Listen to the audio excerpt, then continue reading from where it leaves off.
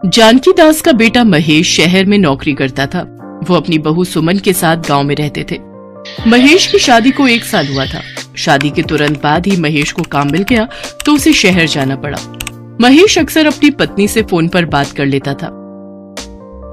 Hello, हाँ आ रही है मुझे आवाज। और तुम ठीक ठाक पहुंच गए? मैंने तुम्हें मठरी बनाकर दी थी, वो रोजाना चाय के साथ खा लिया करना। और जैसे ही घर का प्रबंध होता है तो मुझे बता देना, मैं गाड़ी पकड़कर आ जाऊंगी। सुमन, अभी यहाँ कमरे का किराया बहुत ज्यादा है, थोड़ा पैसा जोड़ लूं। अच्छा, पिताजी तुम्हारे आसपास ही हैं, जरा बात तो करवाना। वो मेरी चिंता में होंगे कि मैं पहुंचा हूँ या नहीं। अभी बाजार गए हैं। अच्छा, अब दोबारा छुट्टी कब होगी मुझे पहले ही बता देना, ताकि मैं तुम्हारे लिए कुछ खाने पीने की बढ़िया चीजों का इंतजाम कर सकूं। इस बार तो सिर्फ तुम 2 दिन के लिए आए थे, अब की बार 1 हफ्ते की छुट्टी लेकर आना। सुमन फोन रख देती है। बहू, मैं तो घर पर ही था। तुमने महेश को झूठ क्यों बोला? और तुम ये तैयार होकर कहाँ जा रही हो? अपने काम से काम रखो, बाजार जा रही हूँ सब्जी लेने। शाम की रोटी का इंतजाम करना है या नहीं? फिर रात को बोलोगे कि कुछ खाने को नहीं बनाया। आ जाऊंगी थोड़ी देर में। रोजाना इसका यही काम है, जब देखो घर से बाहर रहती है, पता नहीं कहाँ जाती है। सच्चाई तो ये थी कि सुमन के रोशन नाम के एक लड़के के साथ नाजायज संबंध थे और वो उसी लड़के से मिलने के बहाने रोजाना घर से चली जाती थी। अरे, कितनी देर लगा दी तुमने आने में? हैं? कब से तुम्हारा इंतजार कर रहा था जाने मन।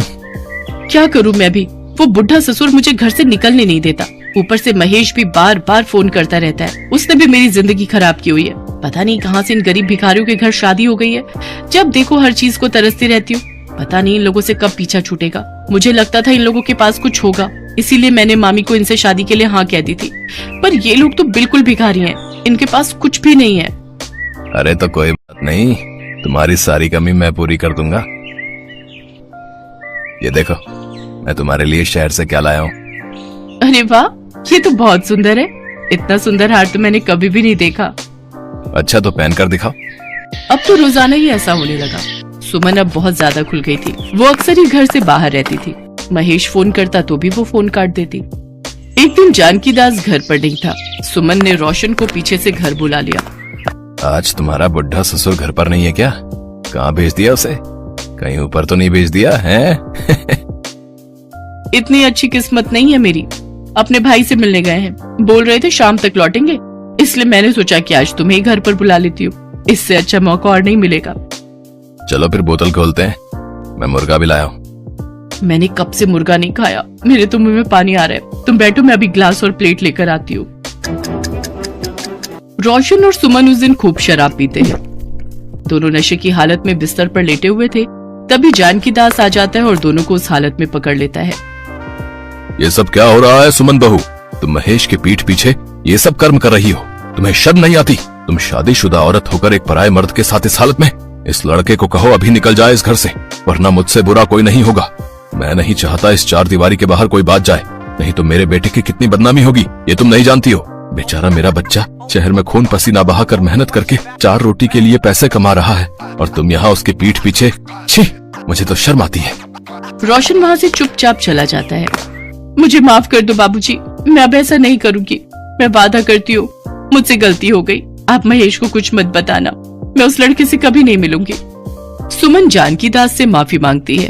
अपने घर की बदनामी ना हो, इस डर से जानकी दास चुप हो जाता है। एक दिन महेश अचानक घर आता है। जानकी दास उस समय बाजार से कुछ सामान लेने गए हुए थे।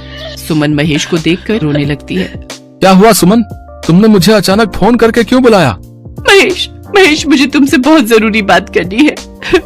इतना कहकर सुमन महेश को कुछ बताने लगी, जिसे सुन महेश गुस्से से भर जाता है। तभी जानकी दास भी घर आ जाते हैं। अरे महेश बेटा, तू अचानक? अच्छा हुआ, देख आज मैं हरी हरी पालक लेकर आया हूँ। तुझे पालक का साग अच्छा लगता है ना? बहू, आज इसके लिए पालक का साग बनाना। और कितना झूठ बोलोगे पिताजी, मुझे सब सच पता चल गया है। सुमन ने मुझे सारी सच्चाई बता दी है। मैं कुछ समझा नहीं बेटा, कौन सी सच्चाई? सुमन ने मुझे कहा है कि आप उस पर गंदी नजर रखते हैं और आपने उसके साथ कुछ ऐसी हरकत की है जो बताने लायक भी नहीं है। अब मैं आपको इस घर में नहीं रहने दूंगा। यहाँ से चुपचाप चले जाओ, वरना मैं भूल जाऊंगा कि आप मेरे पिता हो। तुम ये क्या कह रहे हो महेश बेटा? ये सब सुनने से पहले मैं मर क्यों नहीं गया? तुम जानते भी हो सुमन बहू ने तुम्हारी पीठ पीछे। सुनो, अगर अभी इसी वक्त ये घर से नहीं गए तो मैं जहर खाकर मर जाऊंगी। मैंने कहा पिताजी आप यहाँ से चले जाओ, मुझे आपका चेहरा तक नहीं देखना। आप अपनी बहू पर बुरी नजर रखते हो और ये बात मैं बर्दाश्त नहीं कर सकता। मेरी बात तो सुनो महेश बेटा।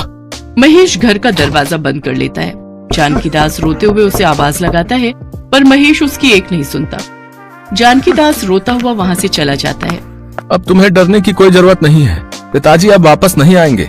और वैसे भी अब मैं तुम्हें यहाँ नहीं रहने दूंगा, मैं तुम्हें अपने साथ शहर ले जाऊंगा। अरे नहीं नहीं, अभी तो वैसे भी पैसों की तंगी से परेशान हो, अभी तुम वापस चले जाना, फिर जब सब कुछ ठीक हो जाए तो मैं आ जाऊंगी। अच्छा ठीक है, फिर मैं परसों वापस ही कर लेता हूँ।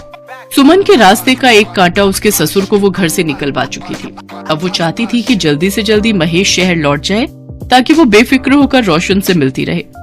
पर कहते हैं ना, गुनाह कभी न कभी सामने आ ही जाता है। महेश को एक दिन बाद वापस जाना था। सुमन नहाने के लिए गई हुई थी।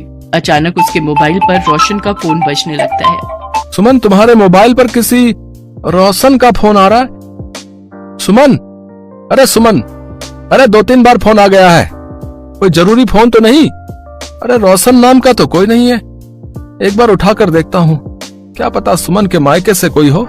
महेश फोन उठाकर अभी हेलो कहने वाला था कि पीछे रमेश बोल पड़ता है। क्या बात है सुमन, मैं कितनी देर से तुम्हें फोन मिला रहा हूँ। जब से तुम्हारे बुढ़े ससुर ने मुझे देखा है तब से तुमने मुझसे मिलना ही बंद कर दिया। अरे उस बुढ़े को मारकर फेंक क्यों नहीं देती? और तुम कह रही थी कि तुमने अपने पति महेश को बुलाया है। अरे कुछ तो खबर देती, तुमसे मिले बिना मुझे